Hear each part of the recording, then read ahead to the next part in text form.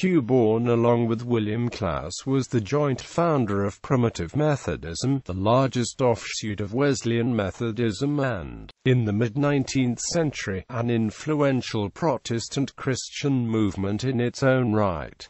Early life. Hugh Bourne was born on 3 April 1772 at Fordhays Farm, Fordhays Lane, Bucknell, now within the present-day boundaries of Stoke-on-Trent, Staffordshire. Hugh was the son of Joseph and Ellen Bourne. In 1788, after basic training as a carpenter, Hugh moved to the nearby mining village of Bemersley and was apprenticed to his uncle as a wheelwright. After serving his time learning the trade, Hugh specialized principally in making and repairing windmill and watermill wheels. Hugh Bourne was brought up in a religious family and from the age of 7 was increasingly troubled by existential and religious questions. He lived with a rather morbid fear of being condemned to hell and spent, as he phrased it, 20 sorrowful years in pursuit of salvation. Naturally, the shy young Bourne read the Bible, but it was only when his mother brought him an anthology of Christian writings in 1799 that the Christian message of salvation really began to resonate. Bourne wrote, "I believed in my heart, grace descended and Jesus Christ manifested himself unto me, my sins were taken away in an instant, and I was filled with all joy and peace in believing." Bourne's conversion at the age of 27 led him to join the local Wesleyan Society at Burslem, one of the historical 6 towns of the city of Stoke-on-Trent. He continued as a wheelwright but, after a period of group Bible study, soon became a Methodist lay preacher. By 1800, Bourne had moved a short distance to Harrisey Head, a mining village near Biddulph close to the Staffordshire-Cheshire border. Bourne was appalled at the moral state of his new surroundings, saying there was not in England a neighborhood that was more ungodly and profane. A stranger could hardly go over Harrisey Head without insult and sometimes not without injury. Bourne was constitutionally shy, somewhat dour, yet strange union of opposites, courageous and doggedly persistent. He soon earned a reputation as a zealous preacher, but the Wesleyan leadership were uncomfortable with his radicalism. Initially, he conducted a recognizably Wesleyan form of service, but, later, he rejected this as being boring and of outdate. In short, the traditional service was not fit for purpose. To engage with people, Bourne developed a style of open-air preaching, combined with public confession of sin, group prayer, and hymn singing. This was clearly distinctive from the Wesleyan norm and provided the template for the later camp meetings.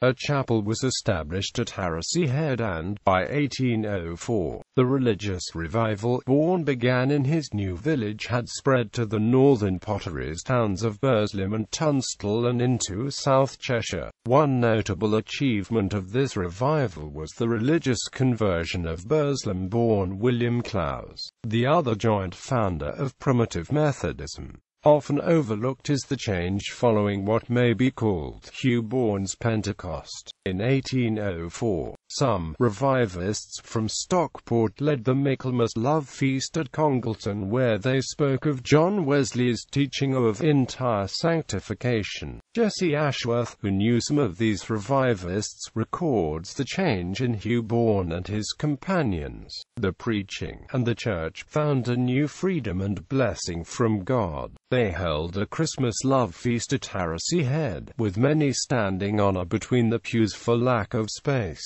This began the time of revival when some key Primitive Methodist leaders, most importantly William Clowes, were converted. Camp meetings, Bourne's expulsion and the origins of Primitive Methodism. Bourne and Clowes' Primitive Methodism germinated in the camp meetings from 1807 onwards, and its separate organizational form came about as a direct result of the Wesleyan Circuit Authority's reaction to these meetings. Camp meetings were all-day, open-air gatherings for Christian preaching and group prayer, usually followed by a love feast. They were based on evangelical revival meetings in America. The first such meeting in England was held on Sunday, the 31st of May 1807, between 6 a.m. to 8 p.m., in a field at School Farm, Mocop, about a quarter of a mile southwest of Mocop Folly. Mocop, on the Staffordshire-Cheshire border, was a bleak spot lying as it does on a limestone ridge rising to 1,091 feet above sea level. Nevertheless, during the afternoon, the camp still managed to draw a crowd of up to 4,000 people. Although Mocop was supposed to be a one-off, the number of conversions confirmed Bourne in his belief in the relevance and effectiveness of camp meetings, and others soon followed. There was a second Mocamp meeting and a third at Norton in the Moors on the 23rd of August 1807.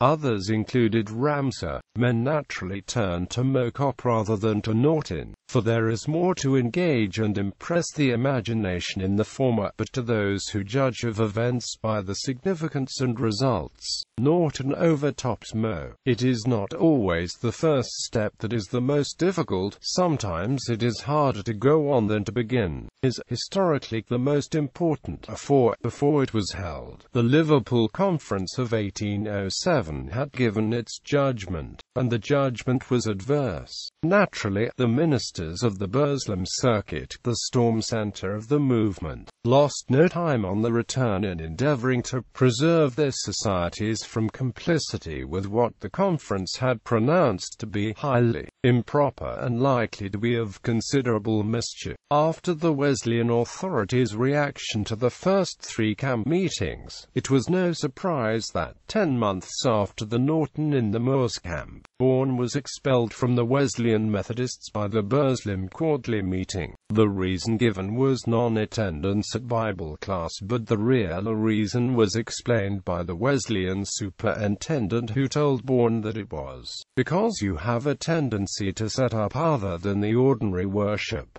Unlike Rev. Joseph Cook of East Lancashire, who had been expelled by the Conference of 1806, Bourne and his supporters had no doctrinal dispute with the Wesleyans. Thus, for the next couple of years, the societies sympathetic to Bourne continued to remain part of the parent body, but things changed in 1811. After the Ramsar camp in 1810, William Clowes was excluded from the Wesleyan Methodists, and, in 1811, Bourne and his brother founded the first chapel since his expulsion in Tunstall, Stoke-on-Trent. Around the time, Clowes and his followers issued an invitation to Bourne and his supporters to form a new organization. In February 1812, the new body adopted the name Society of the Primitive Methodists, which is believed to refer to John Wesley's assertion that the early Methodists manifested the primitive Christianity of the first century. The fledgling movement spread rapidly, first along the valley of the Trent. In 1819, the inaugural Primitive Methodist Conference was held at Nottingham, and the second at Hull in 1820. Bourne's organizational ability and the growth of Primitive Methodism missions, often accompanied by camp meetings, were disproportionately successful in working-class mining and agricultural communities.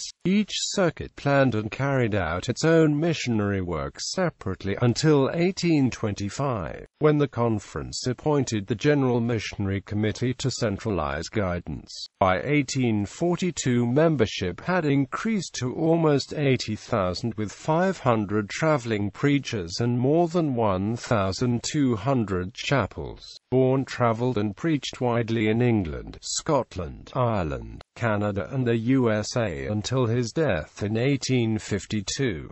He was a man of exceptional energy and organizational abilities. Bourne also read the History of the Primitive Methodists, a variety of theological tracts on subjects from baptism to salvation. edited the Primitive Methodism book, and was editor of the denominational magazine for 2 decades. Whilst there were no essential doctrinal differences with the Wesleyans, Primitive Methodism was shaped by the experience of vilification shared by Bourne, Clowes, and others. Thus, whereas the Wesleyans concentrated a great deal of authority in the hands of the ministers, the Primitive Methodists chose instead to trust the role of lay people. Another difference of emphasis between Hugh Bourne and some of the Wesleyans of his time was his desire to follow closely the teaching of John Wesley in the mid-18th century. Weary with persecution, many Wesleyans, though true to the same doctrines, had toned down the preaching in an effort to court respectability. This was one of the factors behind the 1807 Methodist Conference's condemnation of camp meetings. The minutes say, "It is our judgment that even supposing such meetings to be allowable in America, they are highly improper in England, and likely to be productive of considerable mischief, and we disclaim all connection with them." Primitive Methodism was also shaped by Bourne's joint concern for the spiritual salvation and social welfare of ordinary working people. For example, just like Keir Hardie in the early 20th century, Bourne understood that drunkenness was a major factor which kept working-class people down in base conditions. Also, in the face of establishment opposition, Bourne promoted working-class education, including instruction in reading, writing and arithmetic, in addition to religious teaching, at the Primitive Methodist Sunday schools. Many early trade union pioneers were drawn from the ranks of Primitive Methodist preachers, and a basic welfare state used to operate among chapel-goers, the neighbors and families. In common with some other nonconformists, Bourne accepted women as of equal status with men by appointing women preachers. By the time of his death, Bourne was regarded as a father figure for the movement, and his funeral procession was attended by more than 16,000 people. He is buried at Anglesey Brook Chapel in Weston, near Crewe, South Cheshire, not far from his home in Bemersley, near Tunstall, Stoke-on-Trent, North Staffordshire. By 1860, the international movement he helped to found and organize had 650 ministers, 11,304 local preachers and over 100,000 members. It had extended beyond the British Isles, Canada and the USA to Australia, New Zealand, Nigeria and South Africa.